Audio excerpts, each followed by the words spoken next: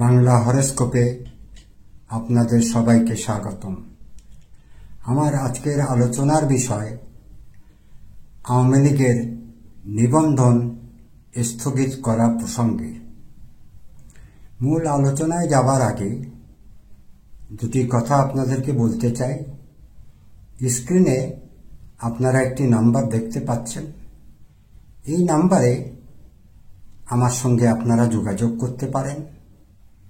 রাজনৈতিক নেতাকর্মী যারা এমপি বা সংসদ সদস্য হবেন তারা আমার কাছ থেকে গণনার মাধ্যমে তাদের রাজনৈতিক পরিস্থিতি ভবিষ্যৎ জানতে পারেন। মনে রাখবেন, এই নম্বরে কোনো কল রিসিভ করা হয় না। এবারে আলোচনায় আসছি। আওয়ামী লীগকে নিবন্ধন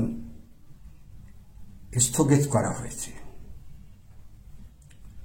দর্শক, আমরা সকলেই জানি আওয়ামী লীগ অনেক পুরনো একটি রাজনৈতিক দল।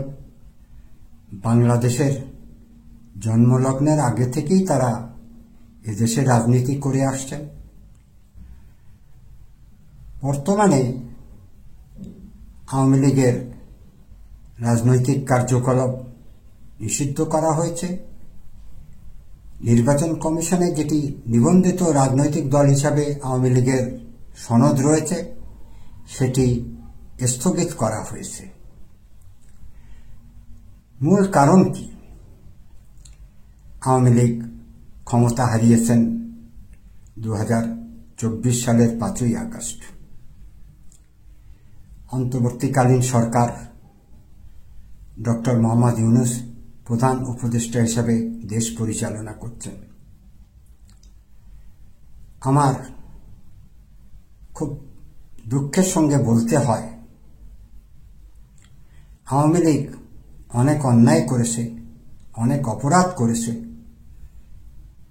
সব কিছু মেনে নিলাম। আইনের একটি ভাষা আছে।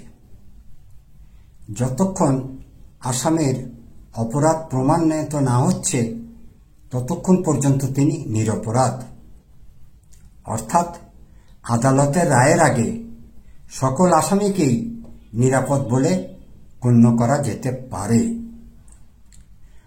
আওয়ামী লীগের অনেক মামলা হয়েছে। প্রাক্তন প্রধানমন্ত্রী শেখ হাসিনার 150-200 মামলা হয়েছে, আমি এরকমই শুনেছি। যা হোক, এই 8-9 মাসে কোনো মামলারই চূড়ান্ত সিদ্ধান্ত বা রায় হয়নি। তাহলে আওয়ামী লীগের কার্যকলাপ নিষিদ্ধ করে দিলেন, আওয়ামী লীগের নিবন্ধন স্থগিত করে দিলেন, তারা নির্বাচনে দাঁড়াতে পারবেন না। কোন আইনে, কোন আইনের ভিত্তিতে আওয়ামী লীগ নিষিদ্ধ হলো? তারা খারাপ দল ছিল, খারাপ কাজকর্ম করেছে, ঠিক আছে। জনগণের ভোটে যাচাই করা যেতে পারে আওয়ামী লীগের জনপ্রিয়তা কতখানি, জনগণ তাকে চায় কি না চায়। আদালতেরও কোনো রায় হয়নি। তাহলে এই পরিস্থিতি কেন হবে?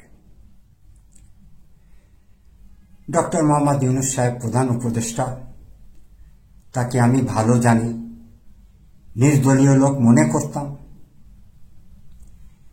ইদানিং তার কিছু কার্যকলাপে আজকের ভিডিওতে কিছু কথা আমাকে বলতে বাধ্য করেছেন।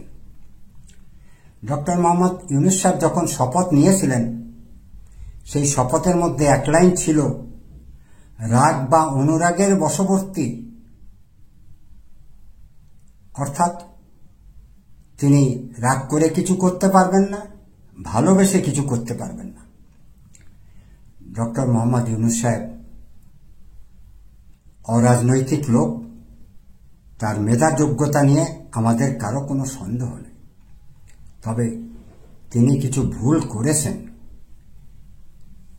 বেশ বড় বড় কয়েকটি ভুল করেছেন, সেটি আরেক ভিডিওতে বলবো। আওয়ামী লীগকে নিষিদ্ধ করেছেন নাগরিক পার্টির পরামর্শে। আপনার কিছু রাগ তো আওয়ামী লীগের প্রতি আছে। শেখ হাসিনা আপনাকে আদালতে নিয়ে গিয়েছেন, আদালতের রায় আপনার বিপক্ষে গিয়েছে, সে রাগ আপনার আছে। তারপরেও আমরা ভেবেছিলাম আপনি নির্দলীয়ভাবে সবকিছু বিচার করবেন। জাতীয় নাগরিক পার্টি, ছাত্র উপদেষ্টা, ছাত্র নেতাদের চাপে আপনি আপনার নিরপেক্ষতা হারিয়েছেন। অত্যন্ত দুঃখের সঙ্গে বলতে বাধ্য হচ্ছি, ইউনূস সাহেব দেশ ও জাতির কাছে তার যে ভাবমূর্তি ছিল অনেকাংশেই তিনি হারিয়েছেন। এখনো সময় আছে। বড় কোনো দুর্ঘটনা ঘটার আগে জাতীয় নাগরিক পার্টি, ছাত্র উপদেষ্টা, বৈষম্য বিরোধী ছাত্র আন্দোলনের ছাত্রদেরকে আপনি লাগাম দিন, না হলে দেশে ভয়াবহ পরিস্থিতির সৃষ্টি হবে। আজকের ভিডিও এই পর্যন্তই। আগামী ভিডিও দেখার অনুরোধ রইল। আপনাদের সকলকে ধন্যবাদ।